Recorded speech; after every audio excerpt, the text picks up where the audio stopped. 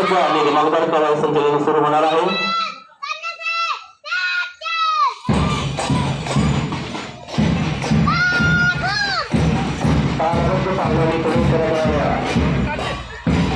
या बालचमूच्या चेहऱ्यावर आत्मविश्वास आणि डोळ्या स्वप्नाची चमक दिसत आहे.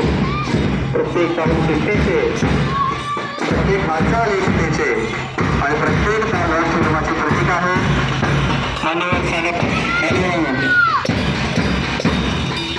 या चमकांच्या